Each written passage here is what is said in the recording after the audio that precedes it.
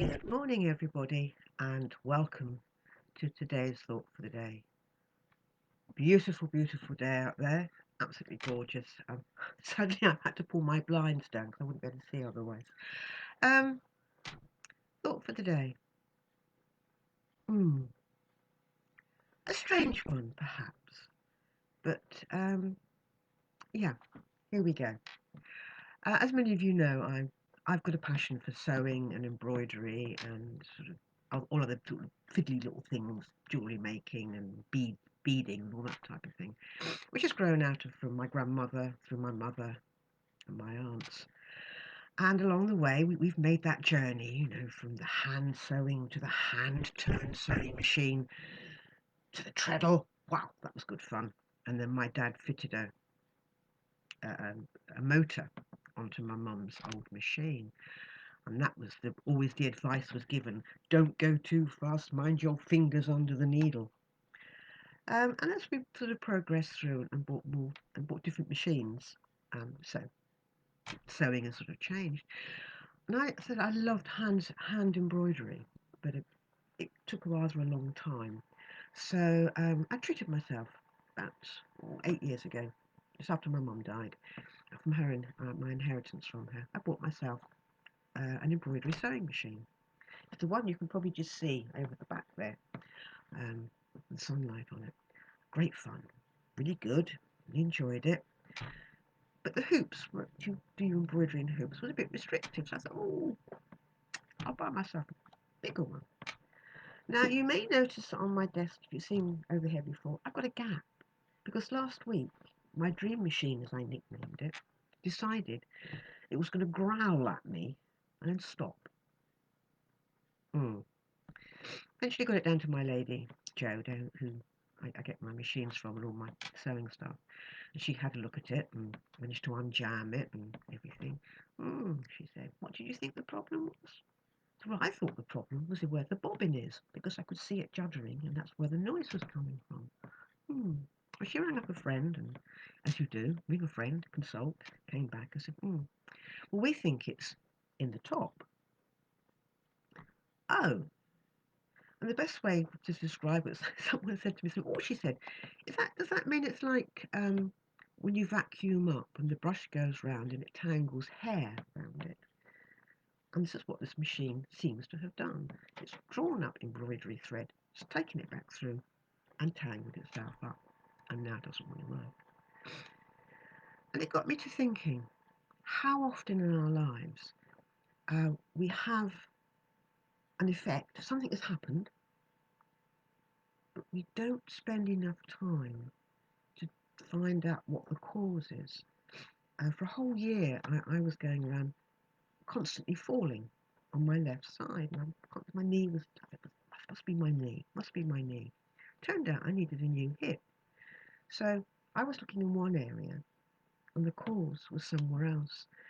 And in talking with a few people over the last couple of days and weeks, there have been a few issues with youngsters in particular who have finding difficulty in coping with things.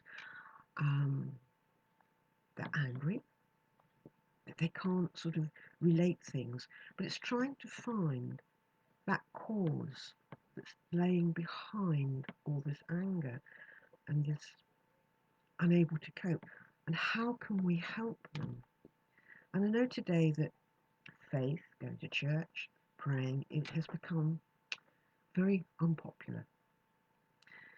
So it's trying to find a way, a new cause to have the effect that we get when we can sit down and just be.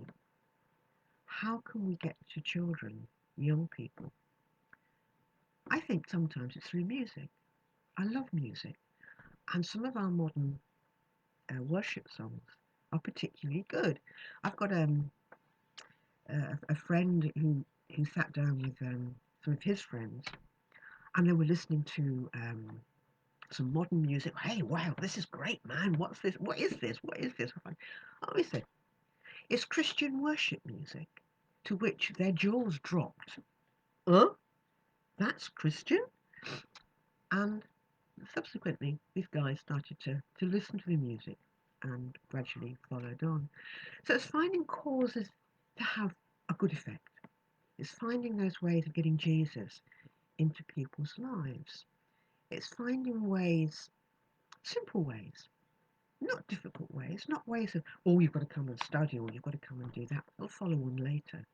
It's just these ways of being gentle with people, of loving people. And that's what Jesus wants us to do. He wants us to love one another. He wants us to accept people who they are, as they are, and then work with them. If they have got an effect that is perhaps not very good, help them find the cause of what's making that effect. So we have to look deeper. You have to look beyond the effect. We have to look a little bit deeper and a little bit deeper. But we have to do it gently and softly and do it in the love of Jesus. So if you've got somebody around you that needs that, don't try and do it yourself. Find a third person. Find somebody that's not involved in it. I'm sure with our young people, they don't want to talk to parents, they don't want to talk to grandparents. It's not cool, is it? But we owe our children, I think, a lot more than we actually give them. We owe them that space. We owe them the love that Jesus gives us. In the same way that God loves us as children, to let us love them. Don't crowd them. Be there. Find out gently. Perhaps you might have something in your life that's been a bit of a stumbling block. I'm sure if we look back deeper, we all have. We've all had those moments, haven't we? When we shouldn't have said that, shouldn't have done that, but you can't retract it. So look at those moments. Share those with the people around you that are having this cause and effect situation, and let them see you can get over it. You can get through it. And if you can bring Jesus into that in as gentler way as possible, then do that. Let him do the loving. You do the hugging, let him do the loving. And soon you can look deeper to where people are and love them.